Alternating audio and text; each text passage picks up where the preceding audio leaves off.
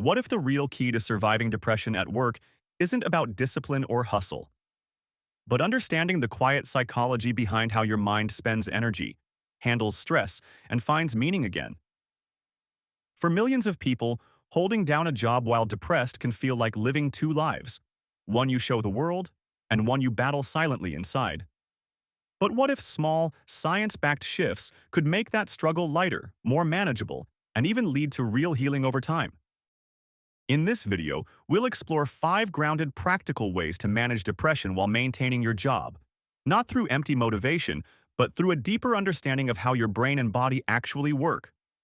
From energy budgeting to reshaping your space and reframing your self-talk, each idea is designed to help you stay stable while rebuilding confidence from the inside out. And trust me, the final one, about how to rediscover meaning in the smallest moments, might just change how you see progress forever. This is the Money Compendium, where we explore the psychology, history, and hidden habits that shape real wealth, not just in your finances, but in your mind. Number 1. Accept that energy is currency. Most people think depression steals your motivation, but what it really drains is your energy budget. Every task, conversation, and thought takes effort. And when you're depressed, your brain is already running on empty. Instead of blaming yourself for being tired, start seeing your energy as a limited but manageable resource. You're not lazy. You're operating with higher biological costs for basic functioning. Think of energy the way you'd think of money in a recession. You don't waste it on non-essentials. You plan, you prioritize, and you make room for recovery. That might mean saying no to social plans, delaying chores, or doing good enough work instead of chasing perfection. It's not a lack of effort. It's strategic conservation. Neuroscience backs this up. The depressed brain expends more glucose and effort just to maintain basic focus and decision-making. That's why something simple like answering an email or attending a meeting can feel monumental. Recognizing this doesn't mean giving up. It means adjusting expectations to fit the real math of your energy balance. A helpful trick is to treat your energy like a daily budget. Each morning, ask yourself, what can I afford today? Then assign effort accordingly. Essentials first, everything else only if there's surplus. You'll start noticing that mindful management prevents burnout before it spirals. When you stop judging yourself for not being at full capacity, something powerful happens. Guilt subsides, and clarity rises. You begin to see patterns, make smarter choices, and recover faster. Because managing depression isn't about endless pushing, it's about pacing. Protect your energy like currency, and you'll find stability where exhaustion once ruled. And speaking of stability, the next principle dives into the environment around you, because your surroundings can subtly fuel or fight your recovery without you even realizing it. Number 2. Design your space to reduce decision fatigue. When you're depressed, the smallest choices can feel like climbing a mountain. Deciding what to wear, what to eat, or when to start work drains the same mental resources you need for focus and problem solving. That's called decision fatigue, and it's one of the biggest invisible triggers for emotional collapse. The solution isn't more motivation, it's less friction. Your environment should work for you, not against you. Simplify your space so it guides behavior instead of demanding effort. For example, lay out tomorrow's clothes before bed. Keep healthy snacks visible and easy to reach. Prepare one default meal you can make or heat without thinking. Each small structure you build becomes a psychological ramp instead of a wall. Research from behavioral science shows that predictability reduces cognitive load and enhances emotional regulation. When your brain knows what to expect, it uses less energy to stay balanced. That's why routines, checklists, and clean surfaces can feel oddly soothing. They give your nervous system a sense of order it can rely on. Start small. Each week, identify one friction point that drains you. Maybe clutter near your desk, a messy inbox, or a chaotic morning routine. Fixing that single point can create disproportionate relief. Over time, these micro-adjustments compound into smoother, calmer days. Remember, you're not building a perfect environment. You're building a supportive one. A home or workspace that gently guides you through tough days is a form of silent therapy. It's a system that carries you when your willpower can't. And once your external world begins to stabilize, The next frontier is internal, because the most exhausting space you occupy isn't your desk or home, it's your mind. Number 3, shift from self-blame to self-observation. Depression doesn't just weigh down your body, it hijacks your self-talk. You make a mistake, miss a deadline, or forget something simple, and suddenly your mind declares, "I'm useless." That voice feels like truth, but it's actually just distorted perception amplified by stress. The key to breaking this pattern isn't shutting the voice up, it's observing it differently. Instead of asking, "What's wrong with me?" try asking, "What's happening to me right now?" This subtle reframe moves you from judgment to awareness. You become the observer, not the accused. Psychologists refer to this as cognitive distancing, stepping back far enough to see your thoughts as temporary weather, not your entire climate. When you practice self-observation, you start noticing patterns instead of assigning blame.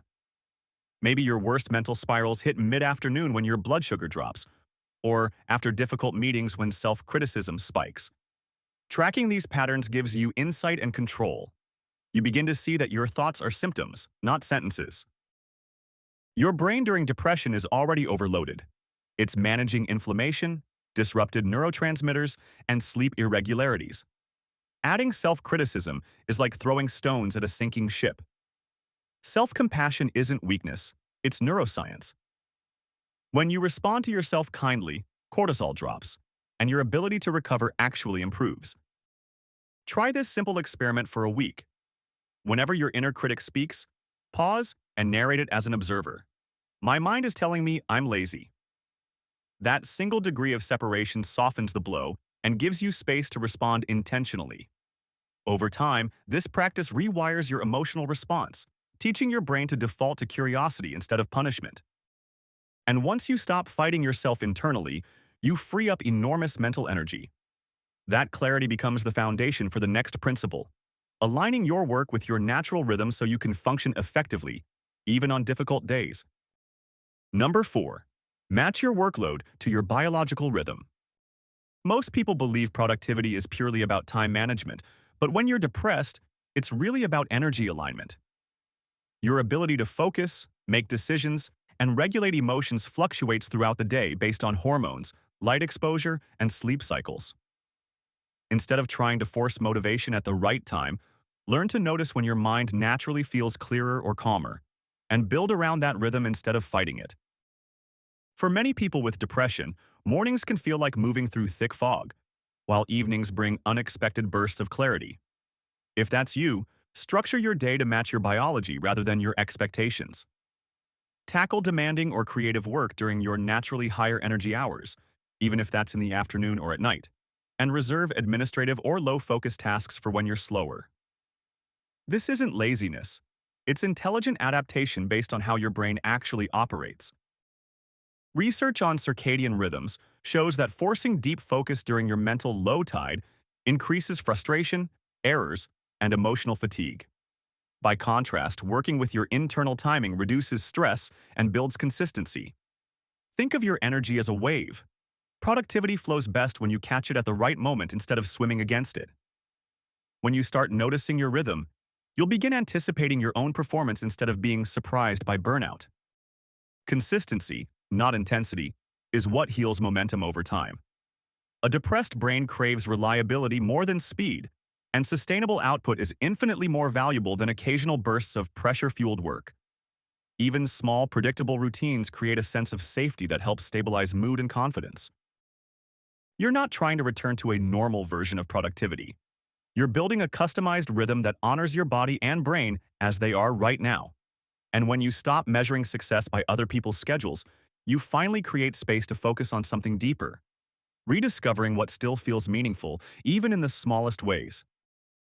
Number 5, reconnect with little moments of meaning.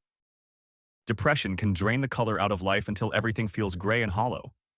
But meaning doesn't disappear. It simply hides beneath exhaustion. The goal isn't to manufacture joy. It's to gently uncover the moments that remind your brain life still contains sparks of connection. You don't need a grand purpose to move forward. You just need a few points of light to orient toward. Think of meaning as something you collect in fragments. It might be the smell of coffee, a quiet moment with your pet, sunlight flickering through your window, or finishing a task you thought you couldn't. These moments are small, but neurologically powerful. Each one delivers a microdose of dopamine and helps repair the brain's reward system, which depression tends to shut down. The trick is to start noticing them on purpose. Your brain is wired to pay attention to threat and pain, so you have to consciously retrain it to notice safety and pleasure. Try a simple reflection at the end of each day. Ask, what felt least heavy today? Maybe it was a smile from a coworker or a short walk outside. Writing it down teaches your nervous system to register that life still contains warmth and possibility. This isn't forced optimism. It's biological rehabilitation. Each little moment you acknowledge tells your body, there's still safety here. And over time, your sense of meaning begins to reassemble itself. It's slow, subtle work, but profoundly healing. You start waking up not to chase happiness, but to notice it returning in fragments. And here's the paradox. When you stop demanding purpose from life and start noticing it in small doses, motivation begins to rebuild on its own. That shift from survival to gentle participation marks a quiet victory over depression itself. Because sometimes healing isn't about fixing your life. It's about remembering that even in the darkest times, light still finds its way in.